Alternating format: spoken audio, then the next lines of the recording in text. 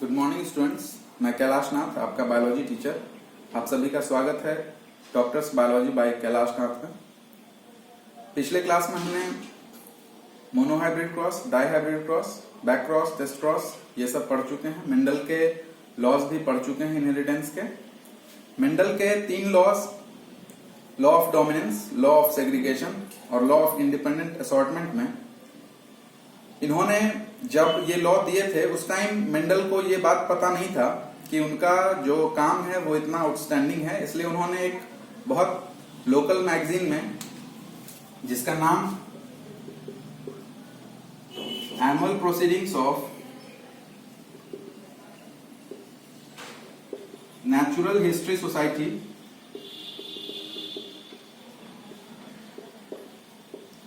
Of Brunn में publish कराया था। चूंकि ये मैगजीन बहुत लोकल था इसीलिए बहुत ज्यादा स्प्रेड नहीं हो पाया मेंडल का काम, और बहुत टाइम तक बायोलॉजिकल वर्ल्ड से छुपा हुआ रहा। बाद में 3 साइंटिस्ट, कॉरेंस, सेरमैक और ह्यूगो डिवरीज ने दोबारा से इनके काम को ऑब्जर्व किया और उन्होंने पाया कि मेंडल का जो काम था और जो उनके लॉ पोस्टुलेट्स जो उन्होंने दिए थे वो बहुत ही आउटस्टैंडिंग थे, और इसको हम लोग रीडिस्कवरी ऑफ मेंडलिज्म के नाम से जानते हैं। लेकिन जैसे जैसे हमारी जानकारी जेनेटिक्स में बढ़ती गई, बाद में पता चला कि इन 3 लॉज में बहुत सारे एक्सेप्शंस ऐसे मिले जो लॉ ऑफ डोमिनेंस के फेलियर को दिखाता था, और लॉ ऑफ इंडिपेंडेंट असॉर्टमेंट भी यूनिवर्सल नहीं रहा क्योंकि इसके भी वेरिएशन मिले थे। सिर्फ लॉ ऑफ सेग्रीगेशन या law of purity of gamete जो है वो यूनिवर्सली एक्सेप्टेड है, जिसका कोई भी एक्सेप्शन अभी तक नहीं मिला है। हम लोग मेंडलिज्म से डिफरेंस देखेंगे कि क्या क्या मिला था। आज का हमारा टॉपिक जो है वो है इनकम्प्लीट डोमिनेंस।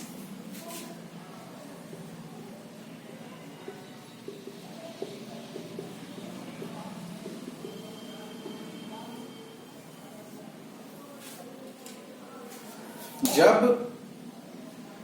पी प्लांट की तरह ही दूसरे प्लांट्स में दूसरे ट्रेट के इनहेरिटेंस को ऑब्जर्व करने के लिए क्रॉस कराया गया, तो ऐसा ऑब्जर्वेशन मिला कि जो डोमिनेंट और रिसेसिव की बात थी, इससे कुछ अलग ऑब्जर्वेशंस मिले।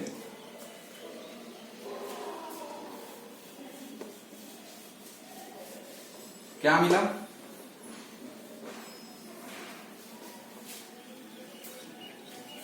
कि दोनों पेरेंट जो डोमिनेंट या रिसेसिव हों, इनके बीच बीच का कुछ फिनोटाइप जो है वो मिला।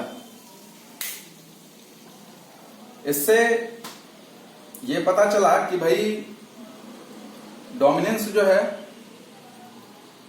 लॉ ऑफ डोमिनेंस वो सही नहीं है।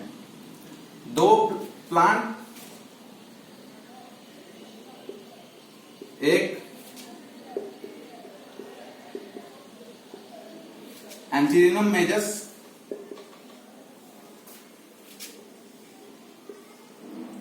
इसका कॉमन नेम डॉग फ्लावर या फिर स्नैपड्रैगन भी बोलते हैं इसको, और इसमें क्रोमोसोम का जो नंबर होता है वो 16 होता है। और एक और प्लांट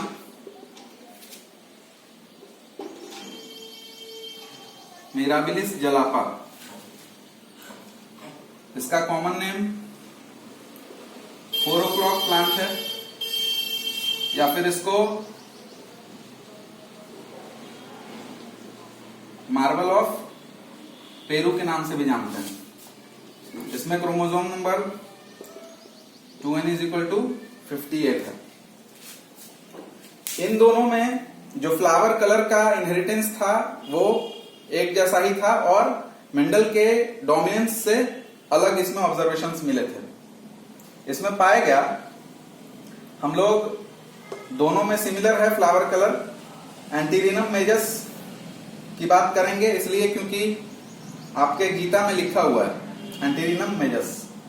गीता मतलब हमारा कहने का है कि एनसीईआरटी बुक जो कि आपको फॉलो करना है। टीचर आप चाहे जिससे भी पढ़ें, बुक टेक्स्ट बुक सिर्फ एक होनी चाहिए और वो है एनसीईआरटी का बुक। अगर बायोलॉजी आपको पढ़ना है नीट का एग्जाम क्रैक करने के लिए तो दैट इज सफिशिएंट। इसके अलावा आपको किसी और टेक्स्ट बुक की कम से कम जरूरत नहीं है। एंटीरिनम में या डॉग फ्लावर में जब रेड फ्लावर वाले प्लांट और व्हाइट फ्लावर वाले प्लांट को क्रॉस कराया गया तो F1 में जो प्लांट मिला उसका फ्लावर पिंक था, और जब पिंक फ्लावर वाले प्लांट को सेल्फिंग कराया गया तो जैसे पहले जीनोटिपिक रेशियो मेंडल के क्रॉसेस में मोनोहाइब्रिड में 1:2:1 था जीनोटिपिक रेशियो। जीनोटिपिक रेशियो तो ऐसा ही था, लेकिन फिनोटिपिक रेशियो जो मेंडल का 3:1 था, यहां पे फिनोटिपिक रेशियो भी 1:2:1 था, है ना। इस टॉपिक से बहुत सारे क्वेश्चन अराइज होते हैं। पहला कि आपको यहां पे इसके कॉमन नेम ये सब याद रखने हैं। मे बी पॉसिबल कि आपसे पूछ सकता है कि इनकम्प्लीट डोमिनेंस इनमें से किस प्लांट में पाया गया था। कोई भी नाम दे सकता है, चाहे उसका बोटानिकल नेम हो या कॉमन नेम हो, और क्वेश्चन बन सकता है। उसके अलावा कह दे कि बताइए ऐसा इनहेरिटेंस जिसमें जीनोटिपिक रेशियो और फिनोटिपिक रेशियो एक जैसा ही आता है, ये किस तरह का डोमिनेंस है। 4 ऑप्शंस हो सकते हैं, उसमें जो है इनकम्प्लीट डोमिनेंस भी रहे और आंसर जो है आपको पता है इनकम्प्लीट डोमिनेंस होगा। बहुत सारे क्वेश्चन राइज होते हैं। इसके अलावा किसी और तरीके से भी पूछा जा सकता है कि बताइए कि अगर एक क्रॉस में जो फिनोटिपिक रेशियो है उसमें 3 तरह के फिनोटिपिक क्लास मिल रहे हैं तो वो किस तरह के इनहेरिटेंस को शो करता है। बहुत सारे क्वेश्चन बनते हैं। तो हम लोग क्या कह रहे थे कि जीनोटिपिक रेशियो और फिनोटिपिक रेशियो दोनों एक जैसा ही था, ठीक है। जैसे हम लोग मेंडल के मोनोहाइब्रिड और डायहाइब्रिड क्रॉस का एक्सप्लेनेशन देखे थे, वैसे ही इसका भी एक्सप्लेनेशन देखेंगे।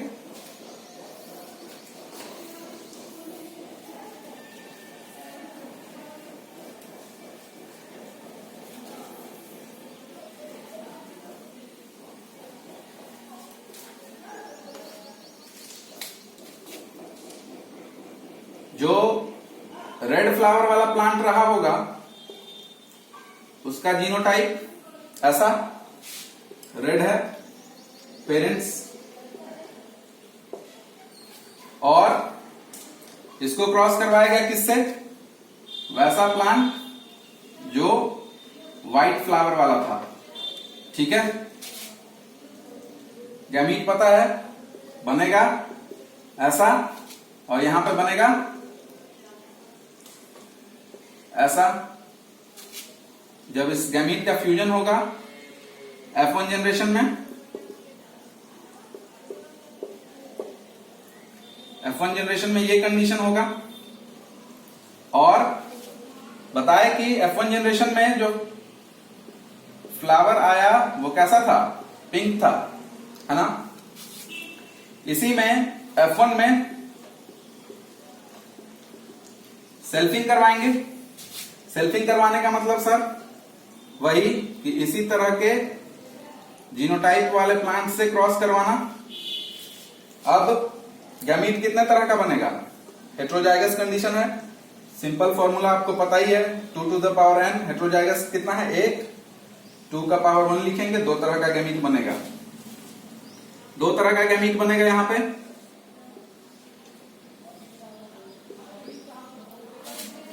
कौन सा, एक ऐसा और एक ऐसा। और इसमें सर, इसमें भी दो तरह का बनेगा, ऐसा। जब इसका गैमेटिक यूनियन होगा तो देखिए, और यहां, यहां और यहां। और जीनोटिपिक रेशियो तो बिल्कुल पता है ना, कैसा था?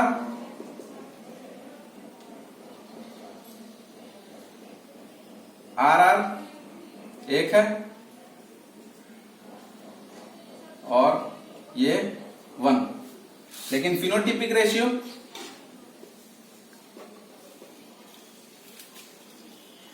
एक रेड, दो पिंक और एक व्हाइट। ठीक है, जीनोटिपिक रेशियो और फिनोटिपिक रेशियो सेम आया। ठीक है, अब हम बात करें कि इसका रीजन क्या है भाई। इनकम्प्लीट डोमिनेंस तो है ये, लेकिन इनकम्प्लीट डोमिनेंस का कारण क्या है? कारण ये है कि सर सपोज कीजिए ये जो डोमिनेंट एलील है वो एक पिगमेंट है जिसको हम लोग एंथोसायनिन बोलते हैं। ठीक है, इसके कारण ही जो इस मिराबिलिस जलापा या फिर एंटीरिनम का जो फ्लावर का कलर है वो रेड, इसके कारण ही है। ये अगर एंथोसायनिन बनाएगा तो फ्लावर कलर रेड होना चाहिए, लेकिन जब ये डबल डोज में है तो ये ज्यादा बनाएगा, है ना। तो ज्यादा एंथोसायनिन बनने के कारण रेड होगा। और अगर ये यहां देखिए सिंगल डोज में है, एंथोसायनिन बनाएगा, कम बनेगा। भाई जाहिर है कि ये डबल डोज में रहेगा, तब जितना एंथोसायनिन बनेगा उससे कम बनेगा, और इसलिए फ्लावर जो है वो क्या होगा, पिंक होगा, कम बना तो। और यहां एंथोसायनिन बनेगा ही नहीं, इसीलिए फ्लावर कैसा होगा, व्हाइट होगा। This is explanation of incomplete dominance. Reason जो है वो क्या है, एंथोसायनिन का फॉर्मेशन ज्यादा, अगर दोनों डोमिनेंट एलील है ज्यादा बनेगा, फ्लावर कलर रेड होगा। यहां पर इन दोनों में क्या है, एक ही डोमिनेंट जो बनाएगा एंथोसायनिन वो कम है, सिंगल डोज में है, कम बनेगा, फ्लावर कलर पिंक, और यहां पर बनेगा ही नहीं, इसलिए flower white. This is all about incomplete dominance. तो इसके बाद मेंडलिज्म से और जो वेरिएशंस है वो हम लोग अगले क्लास में करेंगे। आपसे अनुरोध है कि आप चैनल को सब्सक्राइब करें। चैनल का नाम है doctors biology by Kailash Nath, so that कि आपको नोटिफिकेशंस आगे की वीडियोस की भी मिलती रहें। Thank you.